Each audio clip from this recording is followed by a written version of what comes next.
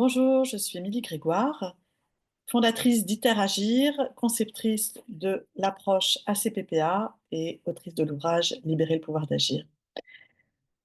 Alors, aujourd'hui, j'ai envie de faire cette petite vidéo que j'ai intitulée Nous sommes tous des pros de l'incommunication.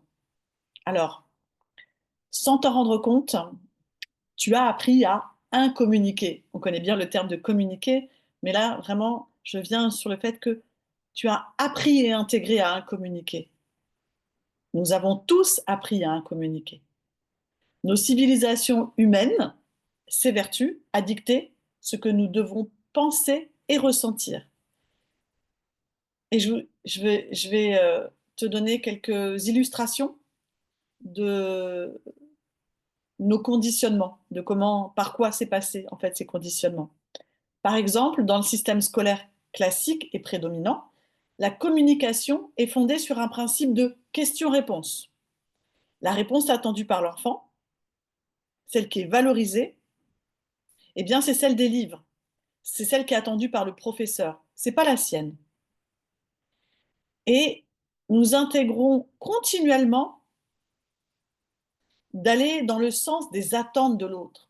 C'est ça, en fait, que je veux dire. Et ça commence très jeune, depuis la toute petite enfance. Et dans le système scolaire, du coup, eh bien, la parole libre et subjective, elle est contrôlée et souvent niée.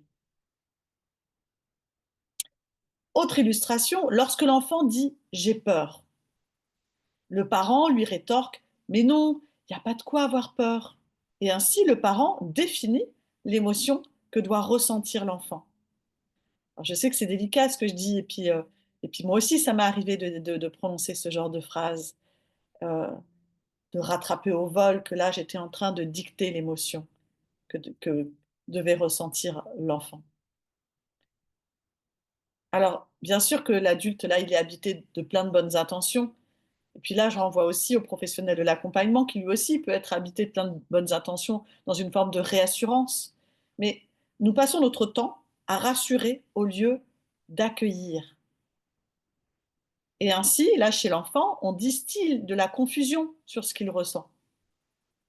Et pour reprendre les mots de Sylvie Galland et Jacques Salomé, alors celui qui éprouve une émotion doute de son propre vécu quand une personne significative, exemple les parents, disqualifie, nie ou tente de lui dicter son vécu et ses sentiments.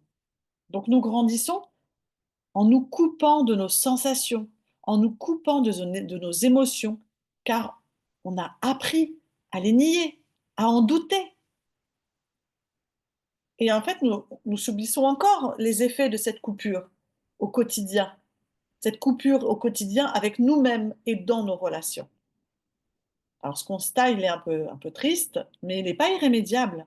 C'est possible de déconstruire même ce qui est fortement ancré en nous et de reconstruire de nouvelles habitudes et de réapprendre à écouter, à s'écouter, à communiquer. C'est vraiment une invitation à la recherche du lien perdu, du lien avec soi, du lien avec les autres, du lien avec le vivant qui nous entoure. C'est pour ça que j'ai mis en place aussi des dispositifs et une attention particulière à ce que chacun puisse écouter ce qui est profondément en soi, reconnecter, renouer le lien qui a été coupé par toutes ces habitudes.